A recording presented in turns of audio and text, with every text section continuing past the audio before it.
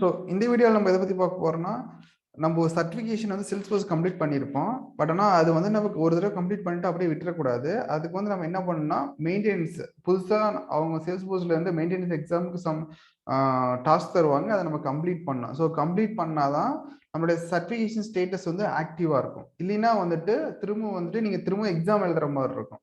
ஓகேங்களா? ஸோ அதனால் நீங்கள் என்ன பண்ணணும்னா, சப்போஸ் ஒரு Salesforce எக்ஸாம் வந்து நீங்க ரைட் பண்ணியிருந்தாலுமே, கம்ப்ளீட் பண்ணியிருந்தாலுமே, for example admin and development வந்து கம்ப்ளீட் பண்ணியிருந்தாலுமே, அதுக்குண்டான மெயின்டெனன்ஸ் எக்ஸாம் வந்து நீங்க எழுதணும். ஸோ எவ்ரி ரிலீஸ் வந்துட்டு Salesforce வந்து தருவாங்க. ஸோ அந்த ரிலீஸ் போயிட்டு டைம் தருவாங்க. வித்தின் 6 மந்த் அந்த மாதிரி தருவாங்க. அந்த 6 மந்த்துக்குள்ள நீங்க உங்களுடைய Salesforce சர்டிஃபிகேஷனோட மெயின்டெனன்ஸ் எக்ஸாம் வந்து கம்ப்ளீட் பண்ணியிருக்கணும். ஸோ அப்படி கம்ப்ளீட் பண்ணியிருந்தா தான் உங்களுடைய Salesforce சர்டிஃபிகேஷன் வந்து ஆக்டிவா இருக்கும். அப்படி இல்லைன்னா வந்து இன்ஆக்டிவ் ஆயிரும். அதுக்கப்புறம் நீங்க திரும்பவும் வந்து எக்ஸாம் எழுதி அதுக்கப்புறம் தான் கிளியர் பண்ற மாதிரி இருக்கும். ஓகே. ஸோ இந்த வீடியோவில் நம்ம எதை பத்தி பார்க்க போறோம்னா, how to check Salesforce certification status. ஓகேங்களா? இது எப்படி பார்க்கறதுன்னு சொல்லி எப்படி பண்றதுன்னு சொல்லி பார்க்கலாம். ஏன்னா நிறைய பேர் என்கிட்ட கேட்டிருந்தாங்க. ஸோ அவங்களுக்கு இந்த வீடியோ நீங்க என்ன பண்ணுங்கன்னா, கூகுள்ல போயிட்டு Salesforce சர்டிஃபிகேஷன் மெயின்டைன் சொல்லி போடுங்க. உங்களுக்கு வந்த உடனே just maintain your certification Salesforce certification இருக்குல்ல, இதை கிளிக் பண்ணுங்க.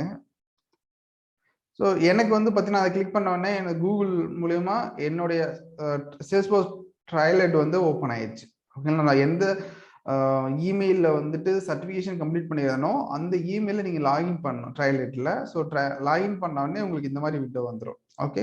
ஸோ ட்ரையலெட்டில் லாகின் பண்ணிக்க, நல்லா ஞாபகம் வச்சு லாகின் பண்ணிக்கங்க. லாகின் பண்ண உடனே இங்கே ப்ரொஃபைல்னு இருக்கு இல்லைங்களா, இதை கிளிக் பண்ணுங்க. ஸோ இந்த ப்ரொஃபைல் நீங்கள் கிளிக் பண்ண உடனே தான் உங்களுக்கு தெரியும். ஸோ இதில் வந்துட்டு உங்களுக்கு இந்த மாதிரி வந்திருக்கும். இந்த ப்ரொஃபைல்ல கீழே வந்து பார்த்தீங்கன்னாவே உங்களுக்கு Salesforce சர்டிஃபிகேஷன் என்னென்ன சர்டிஃபிகேஷன்லாம் நீங்கள் கம்ப்ளீட் பண்ணியிருக்கீங்களோ, ஸோ அதனுடைய எல்லா சர்டிஃபிகேஷனுமே உங்களுக்கு கீழே இருக்கும். ஓகேங்களா? ஸோ இங்கே வந்து பார்த்தீங்கன்னா Salesforce சர்டிஃபைட் அட்மினிஸ்ட்ரேட்டர் இருக்கு. இது எப்போ இல்லைன்னா 2019 டு ப்ரெசன்ட்னு சொல்லியிருக்கு. ஓகேங்களா? இது வந்து இது இவ்வளவு நாளா 2019 ஆக்டிவா இருக்குன்னு அர்த்தம் இதுக்கு.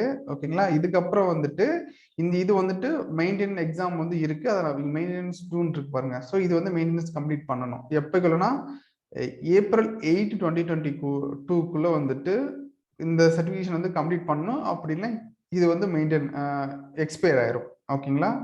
அதே மாதிரி தான் இதுவும். ஸோ Salesforce டெவலப்பர் ஒன்றுக்கும் டெவலப்மெண்ட் டிசம்பர் 7க்குள்ள நீங்க இந்த சர்டிஃபிகேஷன் வந்து கம்ப்ளீட் பண்ணணும். அப்படி இல்லைன்னா இது வந்து எக்ஸ்பயர் ஆயிரும். ஓகேங்களா?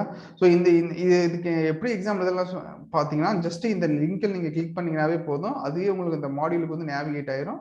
ஸோ நேவிகேட் ஆயிட்டு நீங்க அந்த மெயின்டெனன்ஸ் எக்ஸாம் வந்து கம்ப்ளீட் பண்ணோன்னே இந்த இடத்துல வந்துட்டு ஆக்டிவ்னு சொல்லி வந்துடும். ஓகேங்களா? ஸோ இதை நீங்க இது நீங்க கம்ப்ளீட் பண்ணல, கம்ப்ளீட் பண்ணிருங்க. இப்போ நீங்க செக் பண்ணி பார்த்து. ஓகேங்களா? ஸோ இந்த வீடியோ யாருக்காவது யூஸ்ஃபுல்லாக இருக்கணும்னு நினைச்சீங்கன்னா உங்களுக்கு ஷேர் பண்ணுங்க. ஸோ வேற ஏதாவது வீடியோ வேணா நீங்க கீழே கமெண்ட் லீவ் பண்ணுங்க. ஓகே. தேங்க்யூ. தேங்க்ஸ் ஃபார் வாட்சிங்.